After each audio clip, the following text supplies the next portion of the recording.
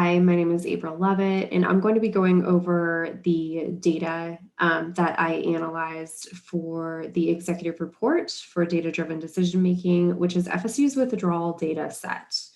I'm about to share my screen with my presentation slides, and so you may not see my face as much until the end. So just a quick introduction to this issue. In the past 20 years, 31 million students have enrolled and then dropped out of college without receiving any credentials. And this is an issue because when students quit higher education, the impact not only on the institution, but also on the economy is considerable. For example, in 2015, college students who had a bachelor's degree had a median income that was 67% higher than their high school only peers. And so just these examples, in addition to addressing issues of retention and graduation within institution, really lend themselves to having administrators understand withdrawal data and what the institution's withdrawal data is telling them about who is withdrawing and why. And so in order to understand and address issues of withdrawal at the institution, I met with FSU administrators, and what they want to know is, one, who is withdrawing from all their classes for the semester, so student characteristics and demographics. Two, for what reason? Three, when do they withdraw, which really has more to do about which semester they withdraw in.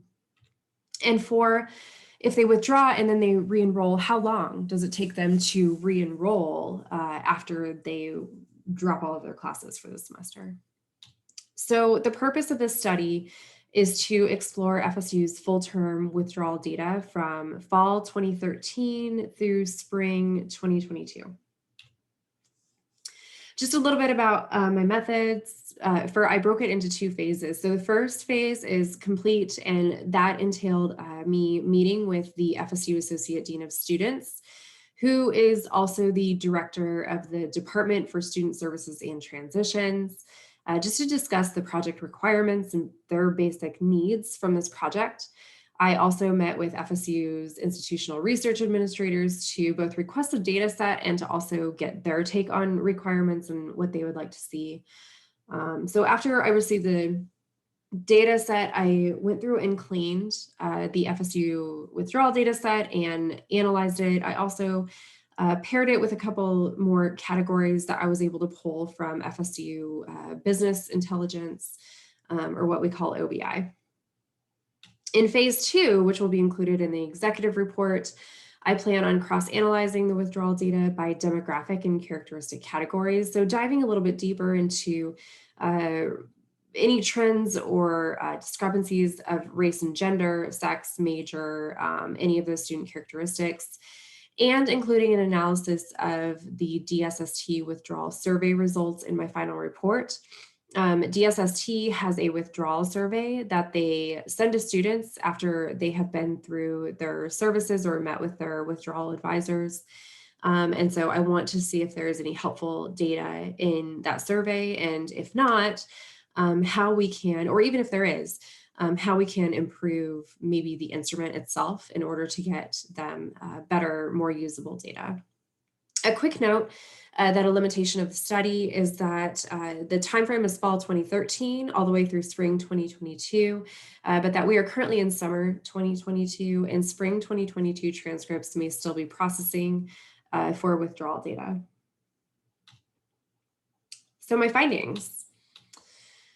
First, the total number when looking from fall 2013 to spring 2022, the total number of students who withdrew from all of their classes during one of the semesters in that time frame was 10,862.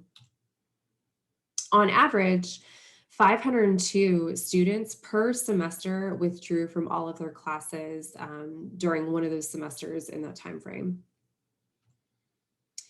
And an interesting trend that we see for term withdrawals is that more full full term withdrawals were occurring in the fall semester starting in 2015 than the other 2 semesters. So this graph is, I know it looks a little bit busy, but I think there are some interesting points here. I want to point out on the left-hand side that you can see all of the semesters labeled in order. So fall 2013 all the way down to spring 2022. Those are the semesters that the colors, the data in the middle, those colors are the reasons for withdrawal. And what this graph is showing us is students who withdrew from all of their classes for the first time or for the only time. This doesn't cover all withdrawals throughout that time period, but for the first time. So if you look in the middle, the gold bars, you can see the majority of students during every semester. Personal reasons was by far the most cited reason for withdrawal, was just personal reasons. I also wanted to point out a couple interesting pieces of data. So if you look kind of in the middle left-hand side, that orange bar, that's fall 2018 when Hurricane Michael hit the Florida Gulf Coast.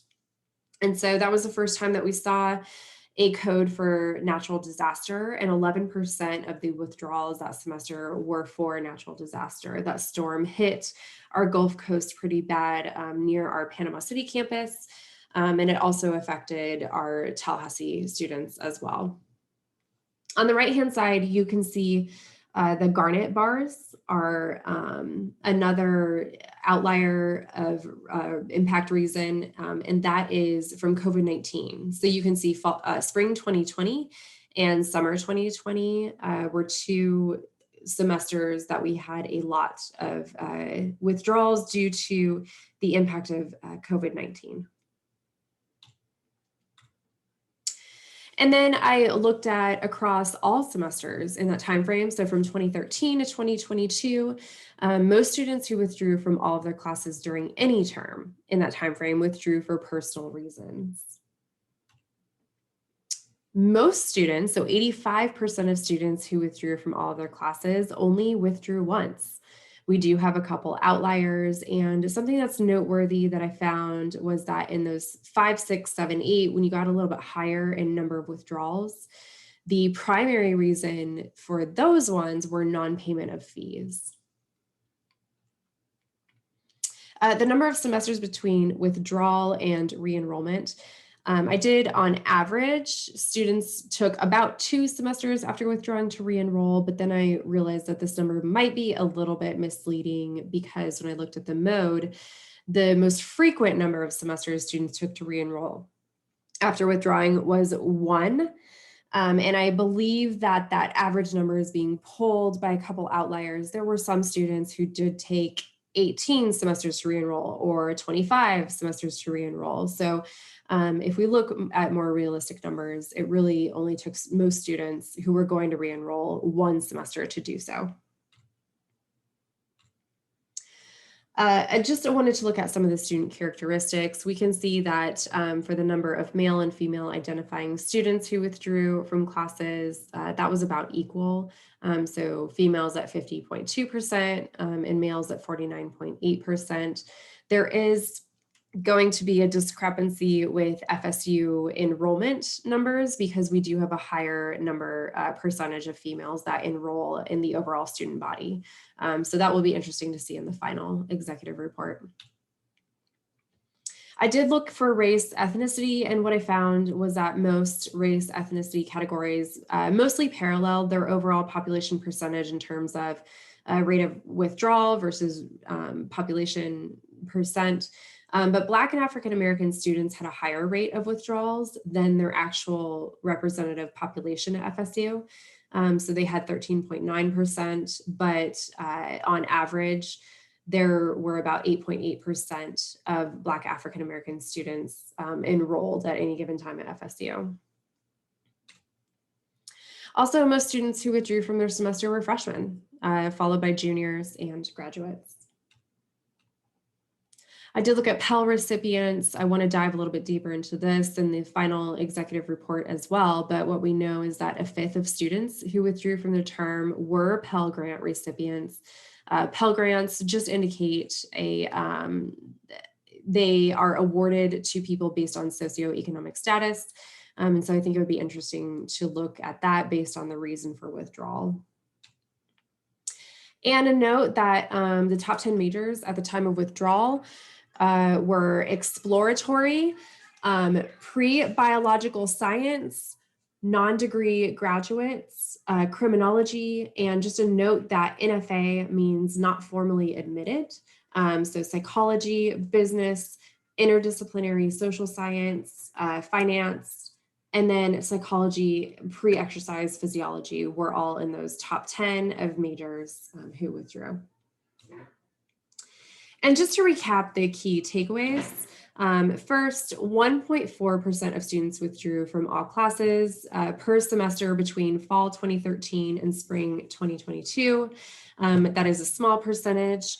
However, it is not to go unsaid that we do need to probably better understand what on average those 500 students mean, and how do we understand how to best help them.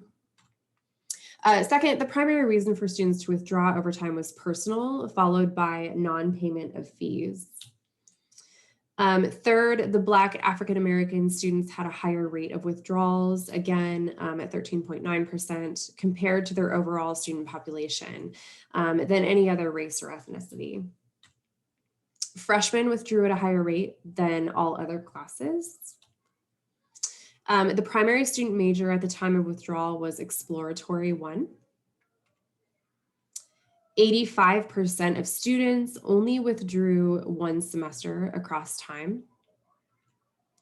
And on average, across all terms, students took approximately 2 semesters to re-enroll. However, the most frequent number of semesters was 1. And so I think that it is safe to say that most students re-enrolled after withdrawing within 1 semester of their withdrawal.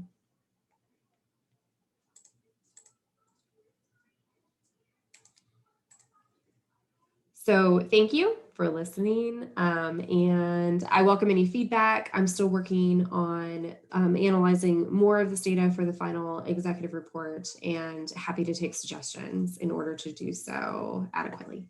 Thanks.